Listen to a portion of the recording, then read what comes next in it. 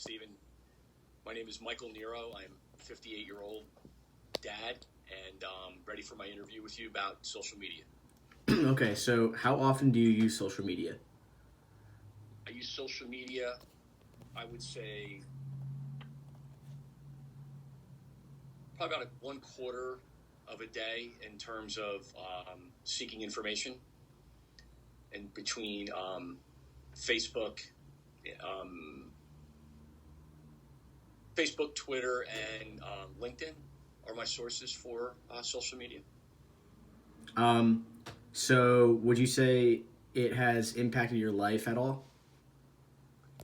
Very much so. I feel that the vast uh, breadth of information is so amazing to me as an adult. I didn't really care about social media until a few years ago at all. LinkedIn, as a business person, most people just sign on to it. They never use it again.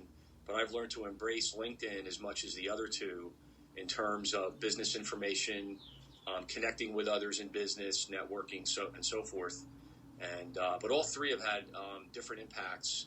Facebook, obviously, much more for adults than kids anymore, and it just allows you to see other people and relatives and so forth, and getting information off of there for advertising and things that are happening in the world, and it's just been a tremendous use for me as far as what I when I'm interested in seeing things or finding out about something.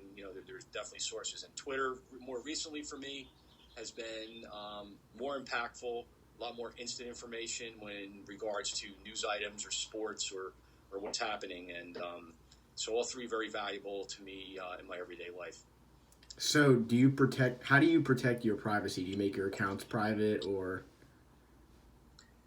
I don't. I actually don't have any of my accounts as private. I don't know if that's a good thing or a bad thing.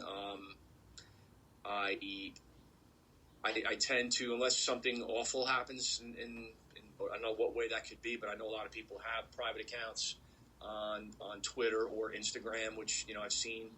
But on Facebook, it's public and allows more access for others to see me, or if someone that I'm not connected with wants to connect, they can if I allow it. So I'm good with that part of it. So far, none of that has been an issue for me.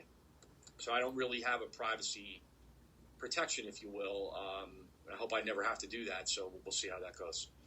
So with the way things are going in the world, what do you think the future of social media will look like?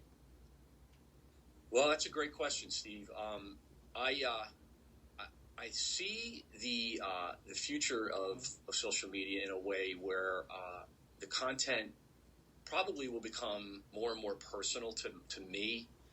As we all see already, we all have suspicions that when your microphone's on your phone and you talk about certain things, suddenly those ads pop up, or you get notifications about things you're not really sure how that happened.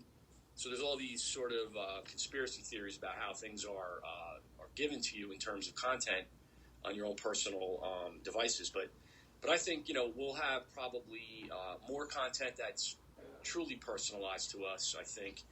And I think there'll be some sort of maybe Facebook type item, kind of like LinkedIn, but more for the workplace, where you can connect to other people in your company or other companies in a Facebook atmosphere, and that sort of content.